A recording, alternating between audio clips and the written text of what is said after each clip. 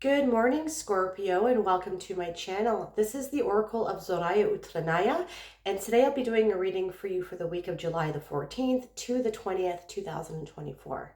I've already cut your decks and I've shuffled them all twice, utilizing the numerology of the date July the 14th, 2024. This way we can dive right in.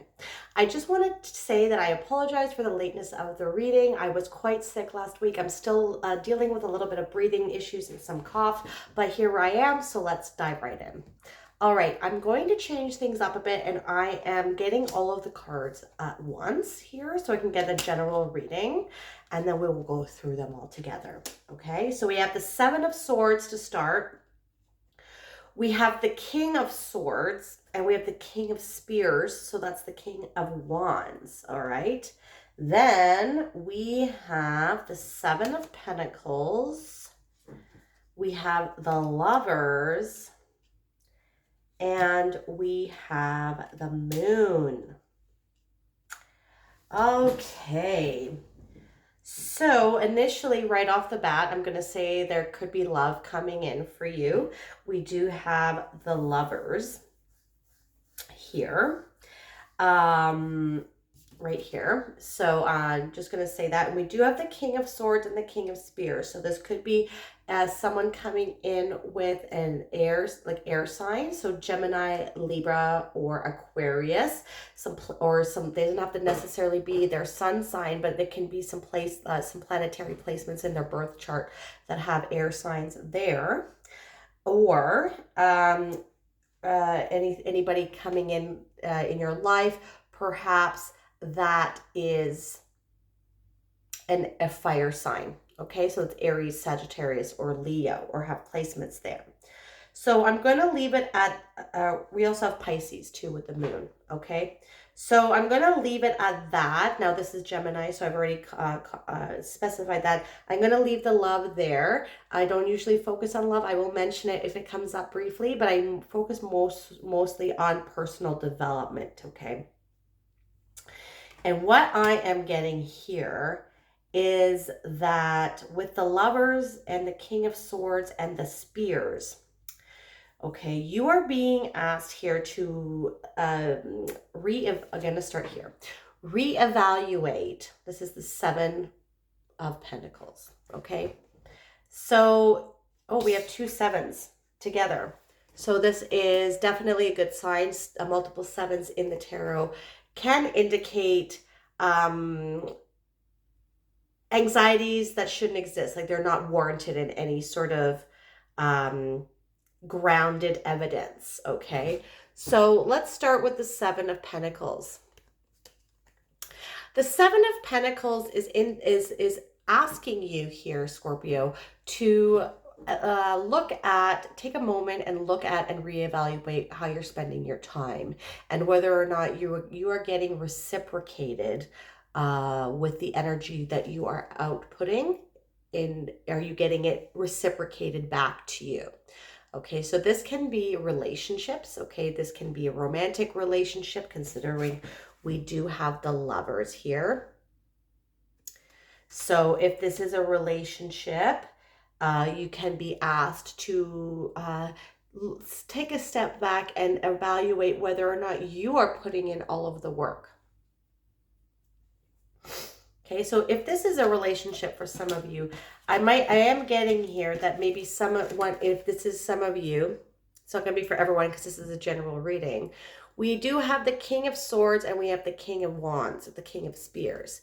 So perhaps some of you are very passionate, very loving, very outgoing, very very fiery, very extroverted, okay? And then we have someone here that's cold, that is not emotional, that is not passionate, that is more logical and introverted, okay?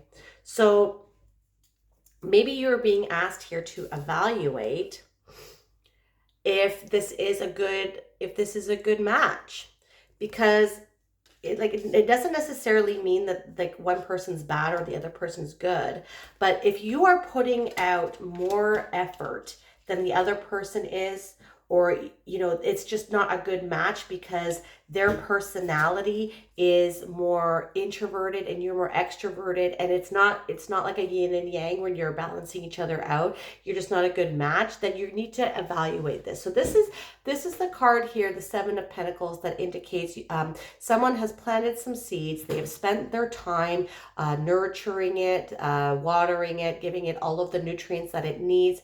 And now that it's grown to its full potential, it has gestated, and now it's time to harvest. Now you're determining whether or not the energy you put into it has yielded you the crop that you desire. So if the energy that you're putting into the relationship, if that's what we're talking about, are you at the point where you're happy with where things are going, or are you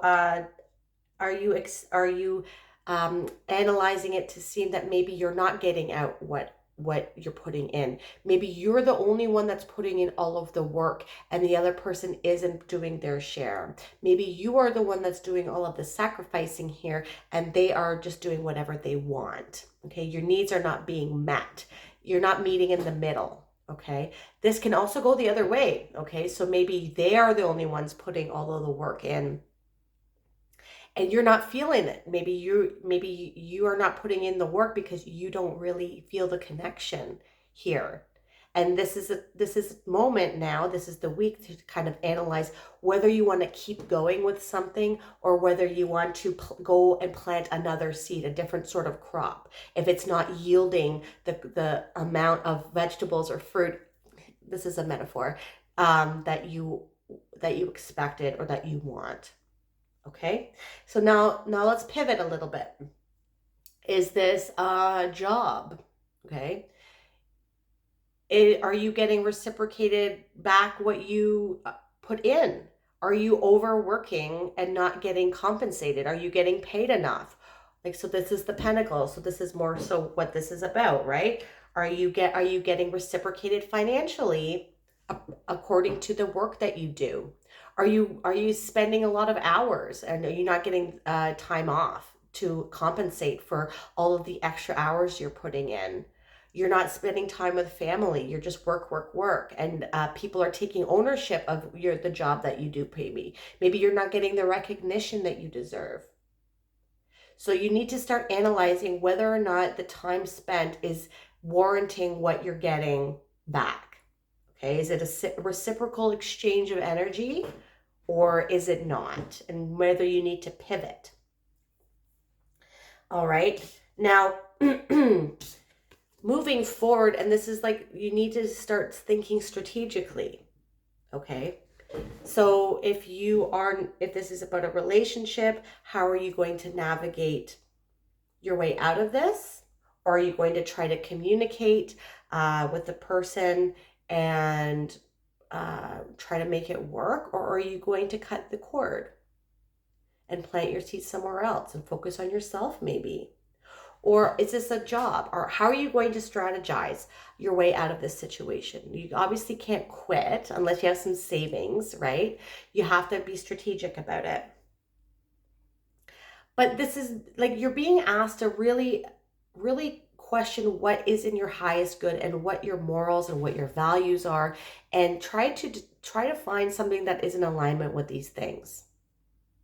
Now, the Seven of Spears here, this is a card that's asking you to think outside of the box on how you're going to go about with this situation. On the normal Rider-Waite deck, we have an individual that is at war with an opposing army, and he is breaking into the opposing army's encampment in order to steal the swords from the opposing army so that he can mitigate going to hot war with them and reduce the amount of people dying. Okay, so he's thinking outside of the box. Instead of going head to head in a hot war, he's breaking into their army, into the encampment, and stealing the swords. That way, so he's still getting the job done, but it's in a different way. Now, what I did mention this earlier is that this can be a thought, because he's stealing the swords. this can be theft of ideas, and that's what I was getting at with respects to an employment position. So if you're finding yourself in a job where you're not getting reciprocated, you're not getting the acknowledgement, you're not getting paid enough, and people are taking you're sharing your ideas with people, and then they're taking them as their own. Okay, so this, be mindful of this. This is not the place where you want to be. So you're going to need to kind of analyze and figure out what is important to you and what is not, and whether you're being reciprocated in this place of employment, and how you're going to strategize getting out of it, because there could be some possible theft of ideas going on here as well. As you navigate your way forward, as you strategize on your next steps and how you're going to be thinking outside of the box as to what kind of strategy you're going to use. You're being asked here. So when I have the Lovers, I'm not even getting Lovers vibes. I'm getting incorporating your two sides of your hemisphere, your brain hemispheres here. It's kind of like your divine masculine, your divine feminine. You're integrating your dark and your light, because we have the King of Swords.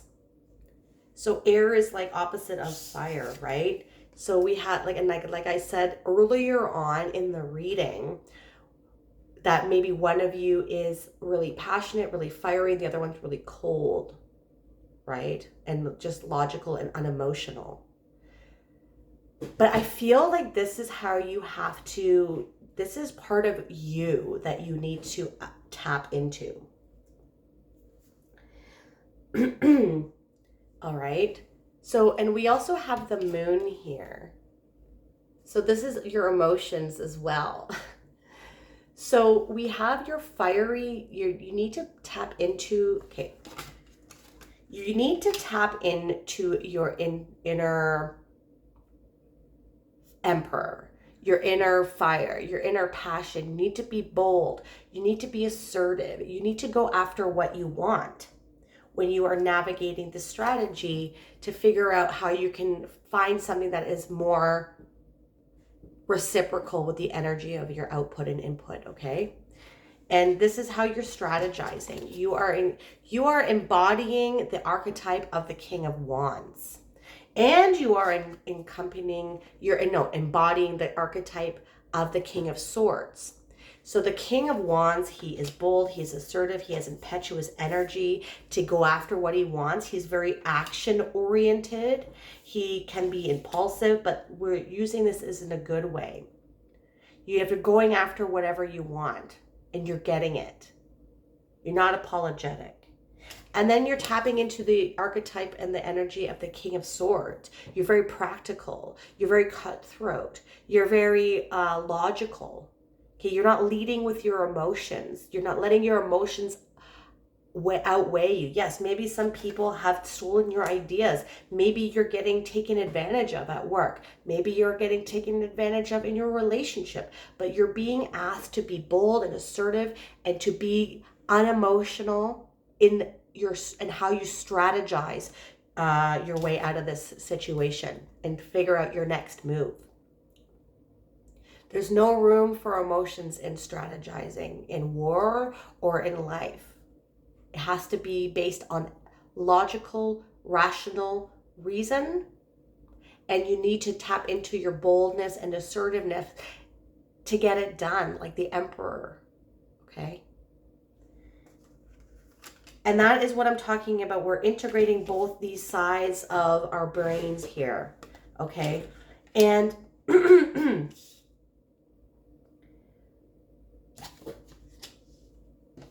we have the moon. And so the moon is Pisces, so we do have some water components here, but this is not about your emotions. This is about your extrasensory abilities. So your intuition, your psychic abilities, your clairvoyance, your clairsentience, your clairaudience is developing more right now too. And you see here So utilizing your intuition as well with your rational, logical capacities to navigate through the situation, your coldness and discerning and not caring about people's feelings with respects to if your boss says, well, what are we gonna, like, you, if you find another job and your boss says, what are we gonna do, like they try to guilt trip you or something, or if you're gonna leave someone and they try to tap into your feelings, you're sticking to your plan. You are being unemotional, and you're being assertive. Okay, your intuition, like, follow your intuition here as well. Your dreams might be holding some very important symbolism, so maybe keep a dream diary by your bedside so you can write down as soon as you wake up what you've been dreaming. And know, so this is going along with the Lovers as well, and how I said that you're tapping into two aspects of yourself. Perhaps your like right hemisphere and your left hemisphere, divine masculine, your divine feminine, your shadow and your light. You're utilizing both. You're tapping into both in order to navigate this situation that you need to be strategic about. Because look, we have here, like on a normal Rider-Waite deck, so we have the crustacean coming out of the pool of universal consciousness. So, symbolism can be very heightened right now. You're picking up on symbols, you're picking up on symbology and synchronicities. And then we have so this is the dog. So now I'm getting back into the Lovers and the two different aspects, the King of Swords, the King of Spears, divine masculine, divine feminine. We have the dog, which is our domesticated self, our self that is has been conditioned, like socially conditioned. And then we have our raw wolf, our unadulterated unconscious and our conscious, okay, our ego and our unconscious. So we're integrating both here, and these pillars are indicating our obstacles, and we need to utilize both of these sides of ourselves. So the dark, the light, the shadow, the light, the masculine, the feminine, the good, the bad. We all have this inside of us, and we are like the rational and the passionate. You need to tap into both, integrate both. This is an integration. This is going to make you're elevating spiritually as well because of this. Your boundaries are being created. You're being steadfast to hold them. You're not taking no for an answer. You're not being too emotional here, but you're getting things done.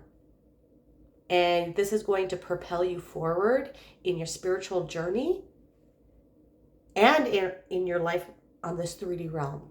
So very interesting reading. Very interesting.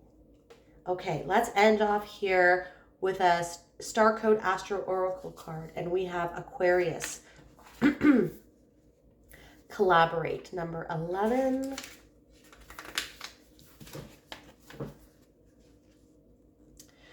The symbol for Aquarius is not water, but the water bearer, the person fetching, carrying, and pouring the water, who provides a great service to the community. Aquarius is ruled by Saturn in traditional astrology, co-ruled by Uranus in modern astrology. Live by your philosophy. Aquarius's traditional ruler Saturn asks us to know what society expects of us and to care about our reputation. However, Aquarius's co-ruler Uranus encourages us to free ourselves from tradition or others' opinion and be able to think outside the box, right? Thinking outside the box. Like this guy strategizing and stealing the opposing army's swords in order to mitigate going to hot war. Yes, this can feel like a paradox, but it offers a healthy tension to manifest the true you. Know the pattern and riff on it when Know the pattern and riff on it with your own invention. To get to this free place, investigate your philosophy, which is your operating manual, to make sure it's alive and authentic. When you feel your worldview and your actions are integrated, it is easier to call in healthy collaborators. Cultivate allies. Find others called by the same causes and work together. Weave people together to create community. This web will bring in new friendships, purpose, and connections, which may lead to romantic sparks. Throughout the process, consciously maintain a balance between your own needs and those of the collective. The authentic Aquarius gift encourages you to let go of previous constructs and listen to the source within. Honor the reality that you are a unique individual, but you also have a responsibility to contribute, to the health of your community. If this reading resonated for you, my dear Scorpio, please hit that like button and subscribe to my channel. That is something that you'd like to do. You could also hit that bell notification to let you know when I release new videos. And if you want a more holistic approach as to what is going on with your week, not only check out your sun sign, but also your moon, your rising, and your Venus. I am truly grateful for all of the energy you brought me here today. Thank you so much for watching. I hope you have a wonderful, wonderful week.